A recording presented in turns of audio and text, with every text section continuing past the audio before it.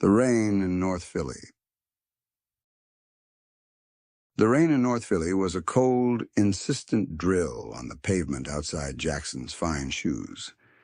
Silas Gray stood beyond the fluttering police tape, pulling his trench coat tighter against a chill that had nothing to do with the weather.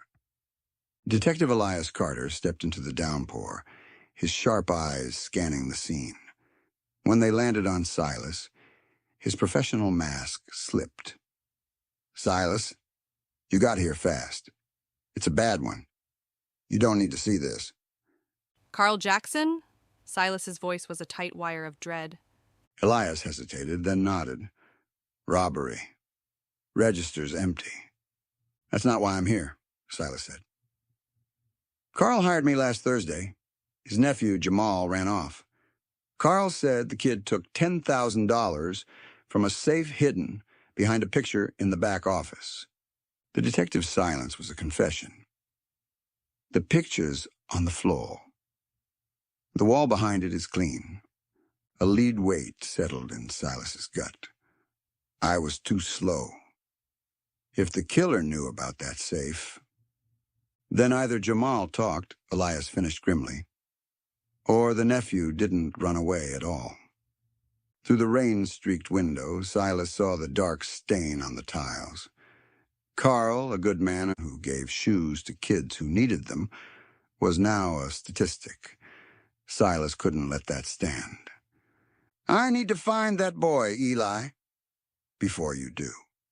Or before whoever did this does." "You know I can't share details." "I know," Silas said, already turning away. "You just did."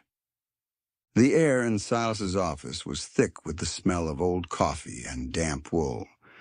Lilac Jones, his secretary and the agency's true compass, held 2 phones to her ears.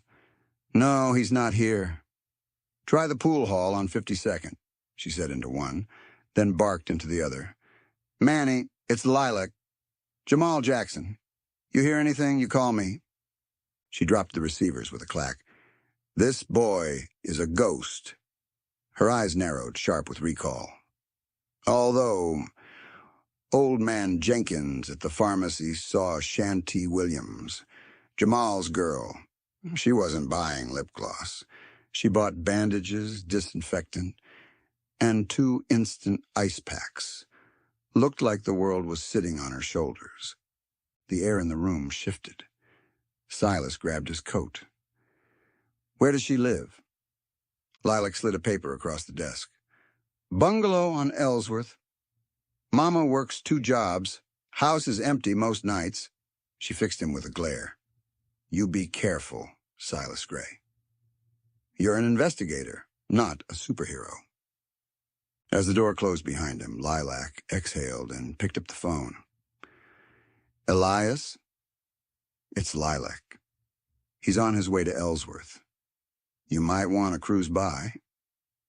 The bungalow on Ellsworth Street was a tomb of quiet. Inside, Shanty Williams pressed a wet rag to the raw cut on Jamal's cheekbone. The bruise on his temple was an ugly bloom of purple. "You need a doctor," she whispered, her voice frayed. "I need to disappear." Jamal winced. "No cops. No hospitals." "What happened, Jamal?" The story tumbled out, a rushed, messy confession of trying to impress a local dealer named Reggie, of bragging about his uncle's safe.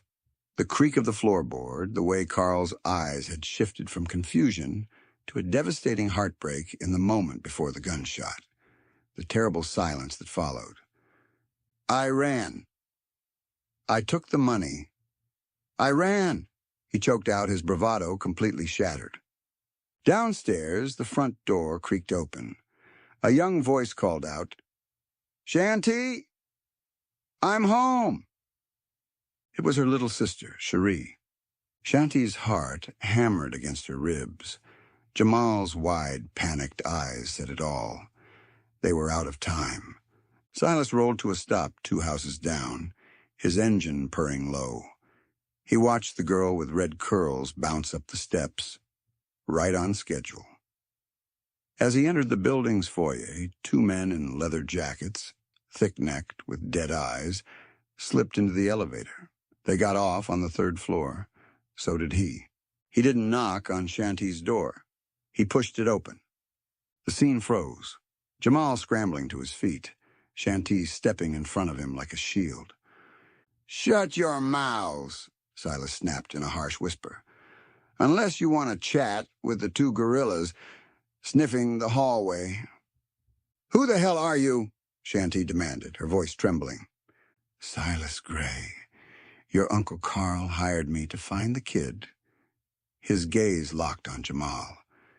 "The people looking for you aren't playing. You have one chance to move before this place burns." He jerked his head toward the kitchen window. "Fire escape!" "Is that clear?" "Yeah," Shanty breathed. "Good. We're gone." In seconds, they were climbing down the rusty iron into the alley below. Silas half-dragged a stunned Jamal, his own heart pounding a rhythm against his ribs. Somewhere above, a door splintered open. They were too late for whoever was coming, but just in time for themselves.